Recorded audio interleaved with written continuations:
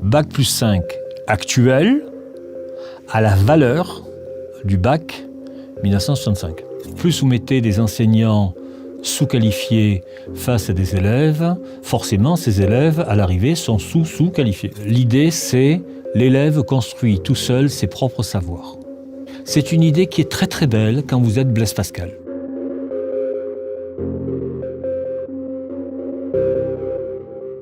Monsieur Briguely, bonjour. Bonjour. Est-ce que vous pouvez vous présenter ? Jean-Paul Briguely, agrégé de lettres, prof en classe préparatoire au lycée Thiers à Marseille, essayiste, romancier, polémiste, mauvais garçon. Comment en êtes-vous arrivé à vous intéresser à la question de l'école à domicile ? Alors, en voyant l'échec de l'école à l'école. C'est-à-dire qu'au fur et à mesure, pas au début de ma carrière, ça fait un certain temps quand même que j'ai commencé, au début, voilà, ça roulait, on avait des élèves qui arrivaient dans un état normal, etc. Puis petit à petit, depuis on va dire une vingtaine d'années, on a vu arriver des élèves qui arrivaient dans un état de plus en plus anormal. Actuellement, on sait par exemple qu'en 5e, en maths, ils ont péniblement un niveau de CM1 d'il y a 20 ans. Ça, on le sait parce qu'on a des enquêtes, l'enquête Pearls par exemple, qui vient de sortir, qui prouve qu'on est avant-dernier de toute l'OCDE. On est devant le Chili. On est devant le Chili. Ben, c'est une performance. On pourrait être derrière le Chili. Vous voyez, il faut savoir se contenter du peu que l'on a. Mais c'est peut-être pas suffisant. Donc, voyant ça, j'ai commencé à m'enseigner. Alors, à la fois par le côté administratif, c'est-à-dire que les inspecteurs, par exemple, ont une liste dans chaque rectorat de tous les gens qui font école à la maison, puisque l'école n'est pas obligatoire, mais l'instruction, oui. Donc il faut aller vérifier, les uns après les autres, comment ça se passe. On ne le fait pas chaque année, mais on débrouille pour qu'il y ait quand même une surveillance régulière. Ils sont en lien d'ailleurs avec les organismes qui s'occupent de combattre les sectes, etc. Bon, mais ça c'est là, on veut dire, c'est vraiment la partie très supérieure. Ce qui m'a vraiment intéressé, c'était les gens qui avaient choisi de faire l'école à la maison parce qu'ils déploraient le niveau de l'école publique. Et qui se sont mis d'ailleurs dans un deuxième temps à déplorer le niveau de l'école privée. Parce que l'école privée, surtout celle qui est en contrat d'association avec l'État, etc., ne fait pas forcément beaucoup mieux que l'école publique. Dans certains coins, il est même impossible d'inscrire ses enfants dans l'école de secteur, sauf désir de catastrophe. On est à Paris, là, tout de suite. C'est une ville dans laquelle il y a des milliers, vous entendez bien, des milliers de demandes de dérogation chaque année de parents qui, puisqu'on est à Paris et qui sont tous bobos, pleins de relations, etc., jouent sur leurs relations pour que leurs enfants soient inscrits à tel endroit plutôt que tel autre, etc., et qui, en désespoir de cause, finissent par les inscrire à 8 000 € par an au cours à Temer. Voilà. Ou en désespoir de cause, finissent par se dire eh bien, il y en a un de nous deux qui travaillera et l'autre qui va faire classe à la maison. Ce qui marche assez bien, globalement, jusqu'à fin 3e. À peu de choses près. Après, 9 fois sur 10, ils les inscrivent dans un circuit standard, avec d'ailleurs un niveau qui, très souvent, est excellent. Voilà. Vous avez également la situation intermédiaire, c'est-à-dire ceux qui sortent leurs enfants de l'école et qui les inscrivent au CNED.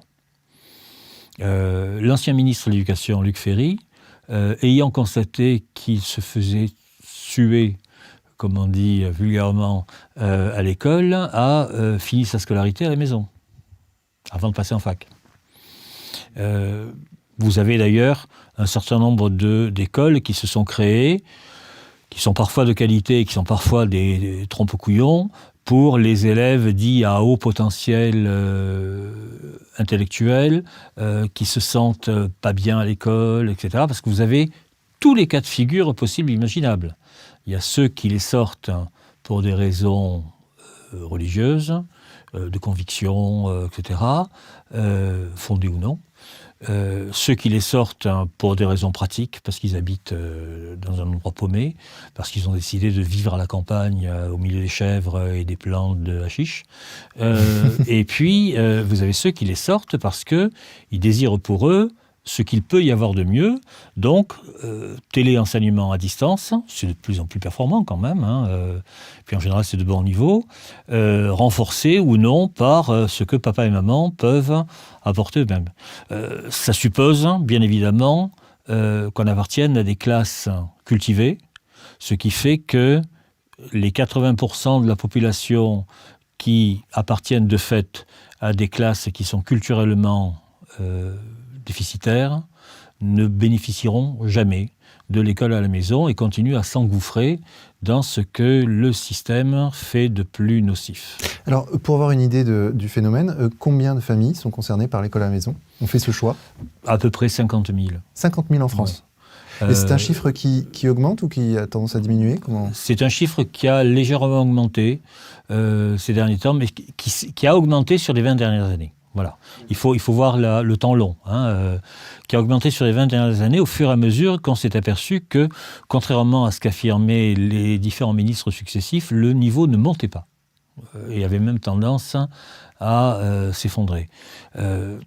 Très souvent, le désir a été de pallier les insuffisances d'un système qui est absolument à bout de souffle ou qui fait de son mieux, comme je l'ai écrit autrefois, pour fabriquer des crétins. Et ça marche d'ailleurs assez bien quand même. Pourquoi fabriquer des crétins ? Alors, il y a des raisons historico-économiques. Il faudrait remonter à ce qu'on appelle le protocole de Lisbonne, 1999-2000, qui décide, c'est une directive européenne, là c'est facile à vérifier pour tout le monde, qui décide que nous avons besoin de 10% de cadres, 10% de cadres de haut niveau, bien formés, etc., et 90% d'une main-d'œuvre multitâche. Ce qui d'ailleurs correspond à l'état du libéralisme actuel, qui n'a rien à voir avec le capitalisme des années même 60, où on avait une progression globale des classes moyennes, etc., qui essayait de monter, et d'ailleurs d'une génération sur l'autre, très souvent, ça montait effectivement. Là, actuellement, les classes moyennes savent, si elles ne le savent pas, c'est qu'elles sont vraiment au taquet, savent qu'elles sont en train de s'effondrer. Que par exemple, pour quelqu'un qui a une vingtaine d'années, l'accès au logement lui est infiniment plus difficile que ce que cela a été pour ses parents. Donc, ces gens-là vont être... on ne va pas essayer de les former véritablement d'une façon supérieure, on va essayer de les former à minima.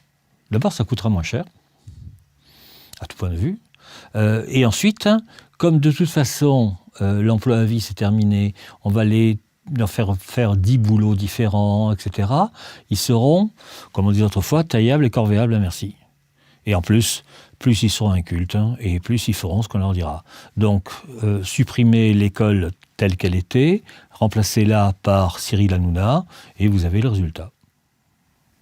Donc vous dites... mais c'est un calcul. Que ça fait partie d'un calcul, d'un plan. C'est un calcul véritable à un niveau européen. Vous n'avez les pays qui actuellement caracolent en tête des classements sont très rarement des pays européens. C'est Singapour, c'est certaines régions de Chine, c'est le Japon, c'est la Corée du Sud, etc. Les dragons émergents, vous savez, comme on dit. Bon, en Europe, les seuls qui, pendant un certain temps, ont surnagé, c'était les pays scandinaves. C'est fini. C'est fini, ils sont en train de s'effondrer également comme les autres. L'Allemagne, à un certain moment, a réagi vraiment. Il y a, aux alentours des années 2003-2004, les Allemands ont pour les études une espèce de vénération très ancienne. Tout le monde, vous savez, Herr Doktor, en quelque sorte. Et ils ont essayé de réagir en dissociant véritablement ce qui était du domaine de l'enseignement technique, où on spécialise très tôt, vers 12-13 ans, et ce qui était du domaine des études générales. En France, on n'en est pas là, de toute façon. Donc, ce qu'on constate, véritablement, c'est que le niveau s'est effondré, que le niveau des enseignants s'est effondré lui-même, et que plus vous mettez des enseignants sous-qualifié face à des élèves, forcément, ces élèves, à l'arrivée, sont sous-qualifiés. Voilà, c'est un mécanisme, en quelque sorte, arithmétique inverse. Vous voyez, Est-ce que vous avez un exemple de choix pédagogique qui a été fait, par exemple, à l'école primaire, où on constate vraiment un déficit de... Alors, je vais en prendre deux. Il y a un exemple très ancien qui remonte à la fin des années 60, lorsqu'on a décidé qu'on ferait des maths modernes. Maths modernes, c'est les théories de groupe, les ensembles, etc. Vous avez évité ça, vous êtes trop jeune pour avoir connu ça. Pourquoi est-ce qu'ils ont voulu faire ça ? C'était dans un but égalitariste. Attention, on était entre Pompidou et Giscard. C'était dans un but égalitaire, mais ils étaient contaminés par toute une idéologie qui était entrée en masse dans l'éducation. C'était l'idée que, en faisant ça, les parents ne pourraient pas aider les enfants. Et donc, ça mettait tout le monde à égalité. En fait, il y a des parents qui ont trouvé des répétiteurs pour donner des cours à leurs enfants, et puis les autres qui se sont plantés sauvagement. C'est le premier point.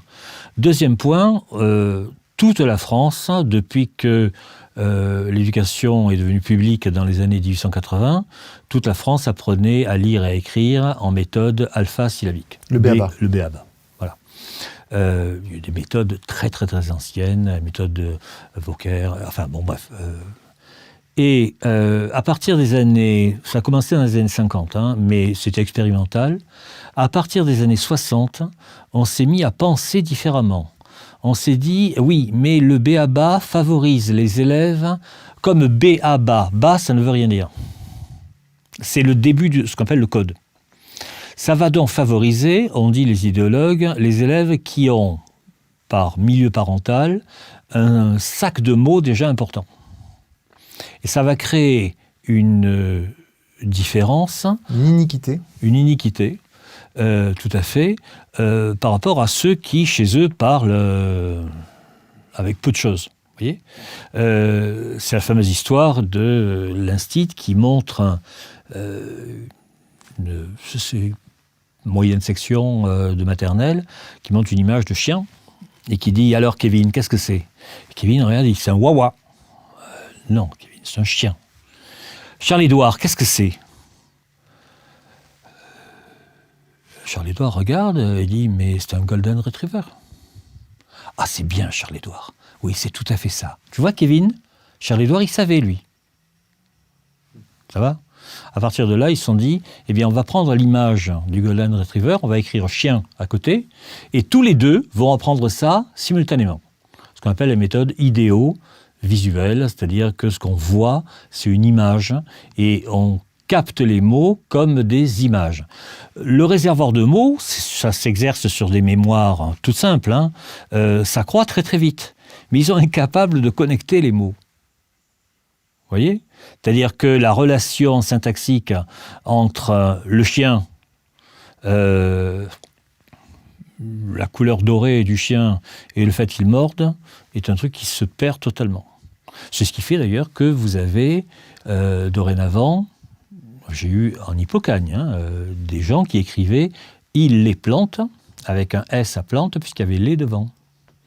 Il les plantes vertes, probablement. Vous voyez, voilà. C'est-à-dire qu'il y a des réflexes qui se créent et dont il est extrêmement difficile de se défaire. C'est pareil en maths, d'ailleurs. Vous avez des effets de dyscalculie parce que les méthodes par lesquelles on apprend les 4 opérations de base ont changé. Par exemple, renseignez-vous sur la façon dont on apprend la division. La division est faite par soustraction successive. Alors que vous et moi, nous avons appris la division comme au fond l'inverse d'une multiplication. Ce qui faisait d'ailleurs que, à peu près, à la fin du CP, on maîtrisait les 4 opérations de base. La division, actuellement, ça prend entre le CM1 et le CM2. Et elle n'est pas maîtrisée. Moyennant quoi, vous avez des instituts, on en parlera peut-être ultérieurement, qui disent « Oui, mais c'est pas grave, on a des machines pour faire des divisions. » Vous voyez ? Avec ce genre de raisonnement, vous passez du franc à l'euro en multipliant les prix par 4, 5 personnes s'en aperçoivent. Voilà. Il il y a une volonté véritable d'écraser en quelque sorte le niveau en sauvegardant quand même une élite. Le problème, c'est qu'on s'aperçoit actuellement que même l'élite est en train de descendre. On s'en aperçoit, hein. On a des élites qui sont autoproclamées, mais qui n'ont plus grand-chose à voir avec une élite. Ça fait un certain temps qu'on ne récolte plus tellement de prix Nobel en France. Et l'ensemble s'effondre, alors que dans d'autres pays, l'ensemble monte. Par exemple, en maths, vous avez ce qu'on appelle la méthode de Singapour, qui revient finalement à une méthode un peu à l'ancienne, mais redynamisée, qui marche admirablement bien. Vous n'avez qu'à regarder ce qu'on appelle les Olympiades de maths. Depuis le début des années 2000, ce sont que des Asiatiques qui les remportent. C'est fait au niveau première terminale. Moi, j'ai eu des élèves en maths sup me disant on est allé aux Olympiades de maths et on s'est retrouvé face à des gosses de 12 ans qui nous mettaient minables et qui arrivaient de Chine, de certaines régions de Chine, parce que la Chine, c'est pas unifié. Il y a des régions qui sont des pôles économiques et culturels, et puis il y a des régions qui sont beaucoup plus agricoles. Bon, mais on est en train de s'effondrer vraiment. Il y a une braderie globale. Je rappelle que nous ne sommes plus une nation industrielle, nous ne sommes plus tellement une nation culturelle, quoi qu'on croit. Véritablement, nous sommes une nation de service. Eh bien, écoutez, Uber nous mangera. De tourisme. D'ailleurs, Uber Eats. Uber Eats. Vous aimez cette vidéo ? Sachez que sa production ne dépend que de vous. Cliquez sur le lien qui apparaît maintenant en haut de l'écran pour rejoindre les contributeurs du Média pour tous qui rendent possible la production de cette information totalement indépendante. Je compte sur chacun de vous. Et alors que faudrait-il faire selon vous ? Est-ce qu'on peut faire quelque chose d'ailleurs ? Eh bien, le problème, c'est que à un niveau global, ça fait longtemps qu'on ne fait plus rien. Je dirais même un certain nombre de ministres successifs qui ont fait de leur mieux pour détruire ce qui existait. Une institution comme l'inspection générale et les inspections secondaires ou primaires ont fait de leur mieux pour interdire aux profs de transmettre des savoirs. La grande idée, le début de l'apocalypse, si vous voulez, là où c'est chiffrable, c'est la loi Jospin en juillet 1989. L'idée, c'est l'élève construit tout seul ses propres savoirs. C'est une idée qui est très très belle quand vous êtes Blaise Pascal. Vous savez, Pascal, son papa a eu 9 ans ou 10 ans, lui a enlevé ses bouquins parce qu'il avait retrouvé tout seul de tête les 12 premiers principes d'Euclide. Mais moi je vous le dis franchement, pas moi, vous je sais pas, mais ils sont partis de l'idée que l'enfant, en voyant une phrase, pouvait en déduire les règles grammaticales. C'est ce qu'on appelle la grammaire de texte. C'est-à-dire qu'on vous balance un texte et on vous dit « Tiens, regarde le texte. Dis-moi, à ton avis, quels sont les mots qui sont des sujets ? Quels sont les mots qui font l'action ?» Puis vous avez la grammaire de phrase, on vous dit « sujet, verbe, complément ». Et on vous l'enfonce dans la tête jusqu'à ce que ce soit passé. À voir votre âge, vous êtes juste entre les deux. Je suis à la limite. Voilà, vous êtes à la limite. Donc, on sait depuis très longtemps ce qui marche. Pas de problème. Mais on a choisi de faire autrement. On l'a vraiment choisi pour des raisons... Alors ça c'est marrant, c'était pour des raisons libertaires, au fond. Et ces raisons libertaires sont venues au secours du libéralisme le plus débridé, qui n'a pas besoin, effectivement, d'une classe intermédiaire qui aspirerait à s'élever, qui a besoin d'une oligarchie qui s'auto-perpétuera. Voilà. C'est-à-dire qu'au fond, moi, j'en suis là dans mon analyse, après m'être insurgé contre tout ce qui se faisait depuis plus de 20 ans, l'école réussit admirablement ce à quoi elle s'est dédiée en France en particulier et en Europe de façon générale. Parce que c'est pareil en Espagne, c'est pareil en Italie, etc. C'est pareil aux États-Unis. L'ensemble du système scolaire occidental... Université compris ? Oui, bien sûr. Bien sûr. En France, c'est grotesque. Jusqu'à la fin de la licence, en gros, tout le monde passe. Tout le monde passe. Il y a ceux qui abandonnent tout seuls. Mais tout le monde passe parce que la fac a intérêt à les faire passer puisqu'ils reçoivent une subvention par étudiant. Et puis le barrage, actuellement, c'est fin licence.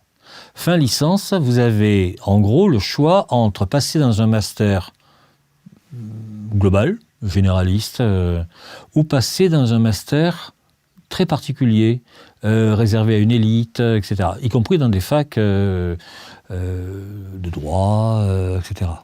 Bon, là s'opère la vraie classification. C'est une question d'évaluation. Vous savez,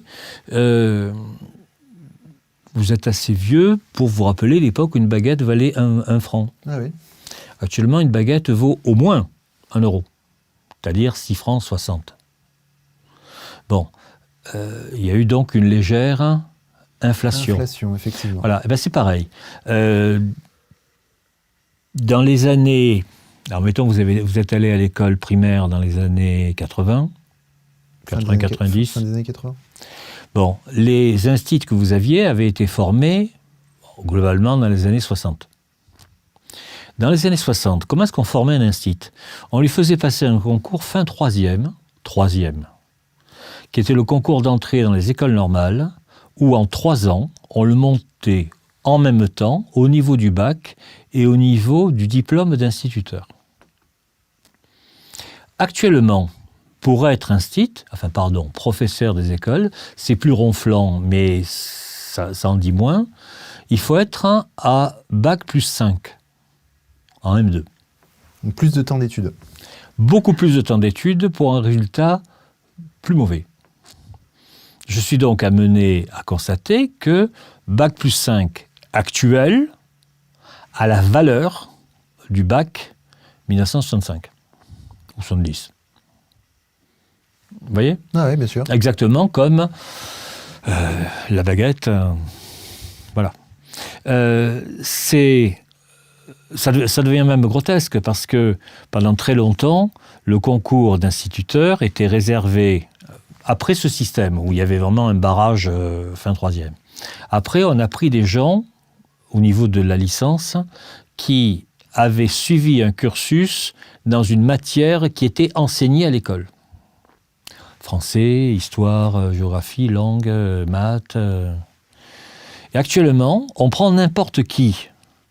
80% des gens qu'on a comme professeurs des écoles viennent de 2 filières qui sont socio et psycho. Et ils ne connaissent rien en maths, en français, en histoire, etc. Moyennant quoi, en histoire, on peut leur dire, et ça tombera dans l'oreille de quelqu'un qui n'y connaît rien, tu sais, l'histoire, c'est vachement idéologique, c'est l'histoire des hommes blancs colonialistes, alors il faut, toi, que tu fasses autre chose, etc. Moyennant quoi, on ne fait plus, par exemple, d'histoire chronologique, et on a des spots uniquement là comme ça. Donc des élèves à la fin vous diront que La Fontaine est un romancier du XVIe siècle. Le XVIe siècle d'ailleurs c'est celui qui s'exprime en 1900 et quelques. Ou 1600 et quelques. Vous voyez ? Histoire de faire... ils n'ont aucun sens chronologique. De toute façon, ils ont le plus grand mal à concevoir qu'il y a eu quelque chose avant leur naissance. Parlez cinéma avec eux. Essayez de parler cinéma avec eux. De leur dire, et quand ils furent de l'autre côté du pont, les fantômes vinrent à sa rencontre. Nosferatu, truc final, etc. Même Matrix, c'est loin. Vous voyez ? Et encore, Matrix, tout ce qui se rappelle, c'est que les frères Wachowski ont changé de sexe. C'est à peu près tout. On est dans une culture de l'immédiateté, renforcée par les réseaux sociaux, par le fait qu'on n'arrête pas de les flatter sur ce que tu dis est bien, etc. Deuxième étape, avant l'apocalypse de 1989, à la fin des années 60, un gros responsable de l'éducation nationale a décrété que la langue qu'on apprendrait à l'école serait la langue parlée et pas la langue écrite. Alors même vous, ça n'a pas marché tout de suite, on vous a fait apprendre, je sais pas, la cigale et la fourmi, le corbeau et le renard, etc. Mais c'est très mal. Les instituts qui vous ont fait ça étaient d'affreux réactionnaires. Actuellement, c'est Aya Nakamura. Non. Si, il y a un député En Marche qui a expliqué qu'elle était l'ambassadrice par excellence de la langue française. Ça remonte à il y a un mois. Ouais, effectivement, j'ai entendu ça. Voilà. À l'école, vraiment, on apprend des... Eh bien, on apprend plein de chansons, etc. Si vous allez sur les sites, c'est très drôle, vous allez sur les sites fréquentés par les profs qui se demandent des renseignements entre eux, ce qui est tout à fait louable et tout. Je dois faire un cours sur tel sujet, qu'est-ce que je pourrais prendre comme texte ? Quelques jours, je dois faire un cours sur une déclaration d'amour. Et 9 fois sur 10, ce qu'on leur dit, c'est des chansons, des petites nouvelles, à la limite. Je me suis fait traiter de tout parce que je leur ai dit l'acte 3 de Cyrano de Bergerac, c'est pas mal dans le genre. Ah ouais, mais c'est un alexandrin, c'est compliqué, ils vont se prendre la tête. En fait, ceux qui vont se prendre la tête sont les profs. Voilà. Je ne veux pas avoir l'air méprisant envers mes collègues. Simplement, ils n'ont pas été formés. Ils n'ont pas été formés du tout. On les a formés pour ce pourquoi ils étaient faits. Dans les années 60, il y avait un problème de médecine en Chine et Mao a décidé de former 3 types de médecins. Il y a ceux qui connaissaient 5 maladies. Ceux qui connaissaient 10 maladies et ceux qui connaissaient le reste. Alors vous étiez malade, vous alliez d'abord voir le médecin des 5 maladies. 5 maladies les plus courantes, bien entendu. S'il ne trouvait pas, il vous envoyait au médecin des 10 maladies. S'il ne trouvait pas, vous étiez mort. Vous voyez ? Ce qui, à l'échelle chinoise, ne pose aucun problème. Voilà, on a fait la même chose, c'est-à-dire que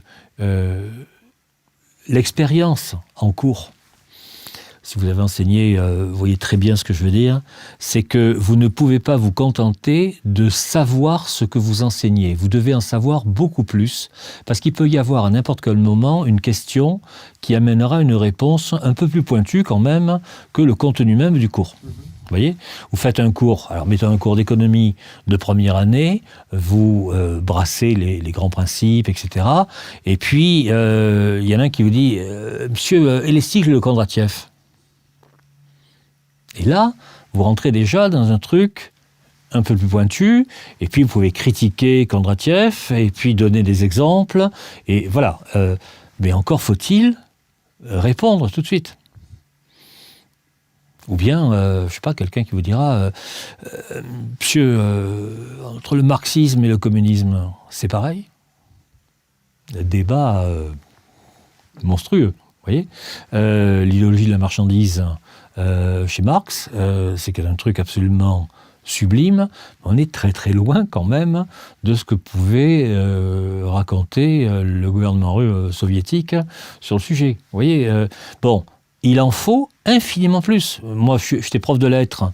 Je ne vais pas me contenter des 7 ou 8 écrivains que le ministère veut bien mettre au programme. Et qui sont plus ou moins les mêmes, La Fontaine, Voltaire, etc. Vous savez, la Racine de la Bruyère, Boileau de la Racine, enfin, etc.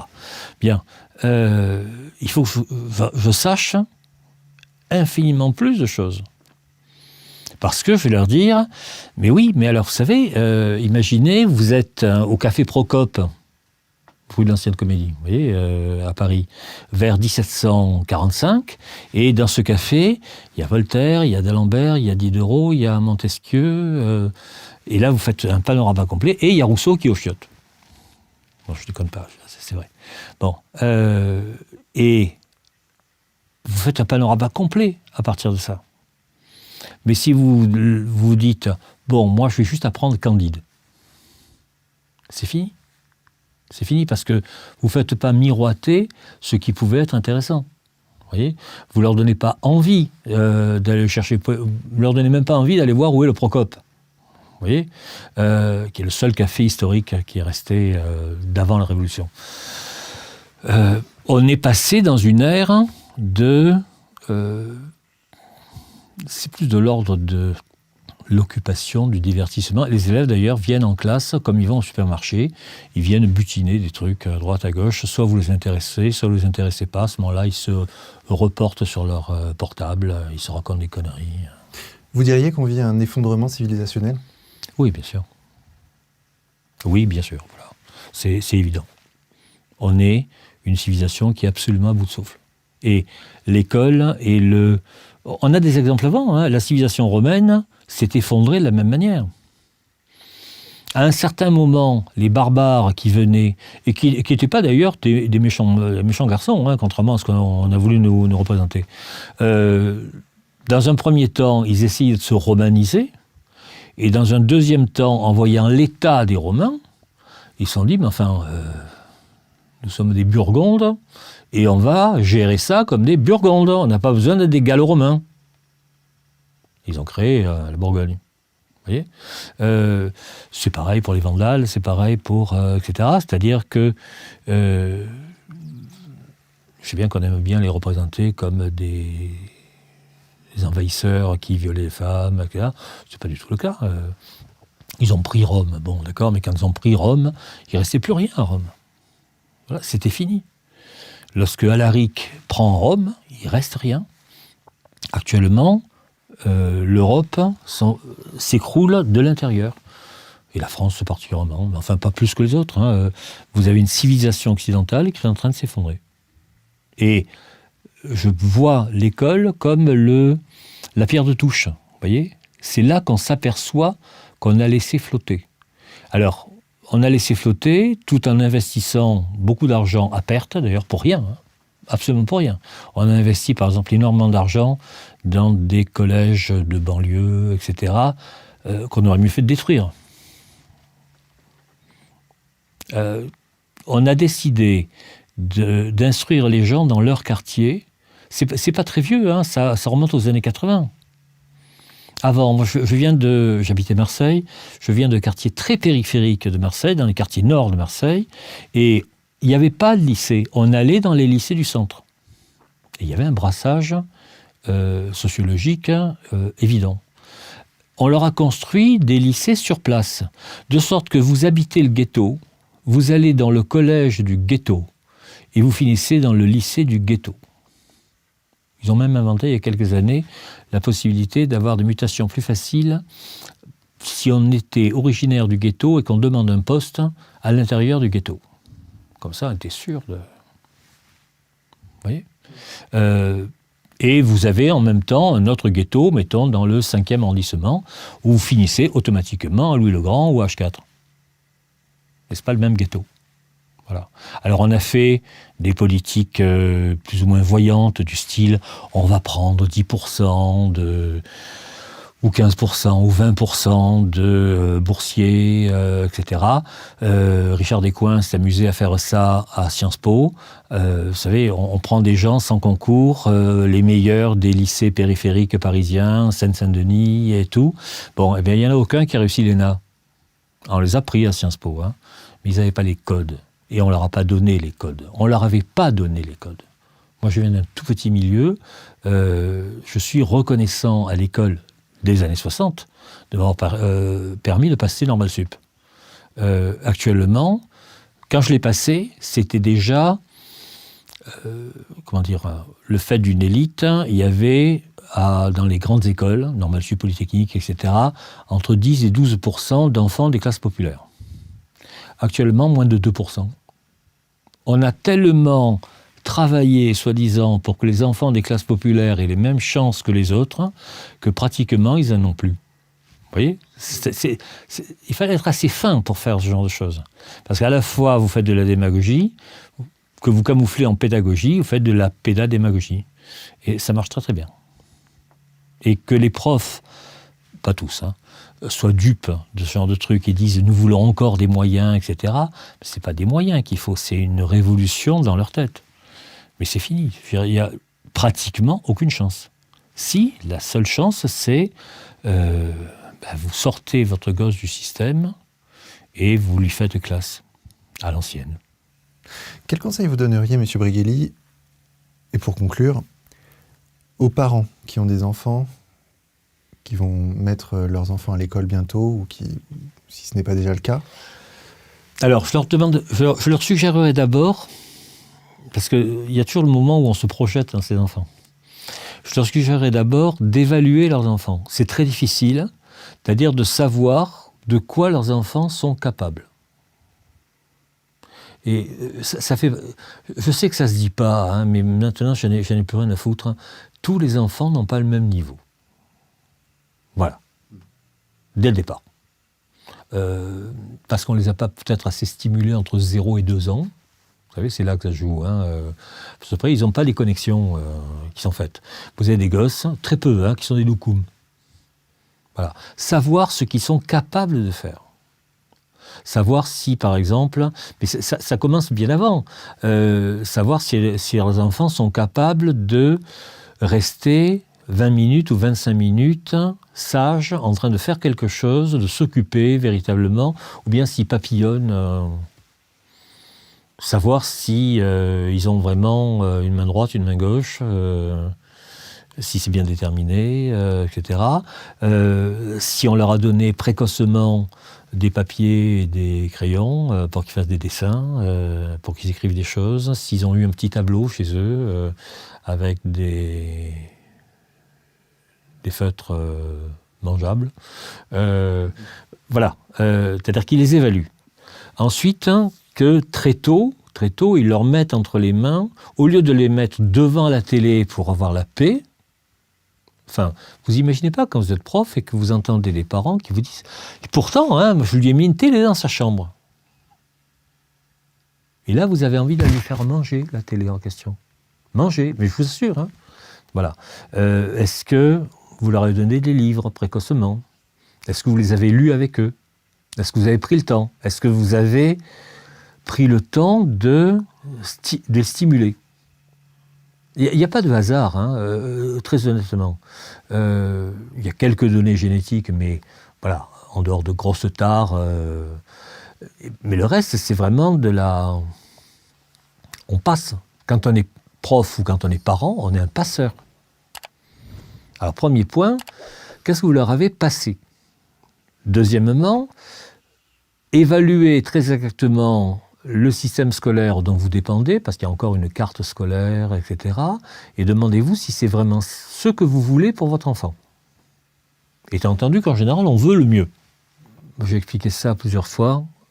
L'idéal, ce serait qu'à la question « Qu'est-ce que tu as fait, qu'est-ce que tu as appris à l'école aujourd'hui ?» il y ait chaque jour une réponse. Même si c'est une petite réponse. Ça, j'ai appris que... Pas forcément la règle 3, vous voyez, mais un jour la règle 3, voilà. Qu'est-ce que tu as appris à l'école aujourd'hui? Et les gosses qui reviennent, non? Je sais pas. Là, il y a un malaise, il y a un problème. Parce que quand vous l'avez, vous, votre gosse, une journée entière, et que vous vous en occupez un peu, vous lui apprenez quelque chose, vous lui apprenez toujours quelque chose. Bon, eh ben c'est la moindre des choses qu'on en attende autant de l'école. Et si on ne l'a pas à l'école, il faut arriver à lui donner d'une façon ou d'une autre.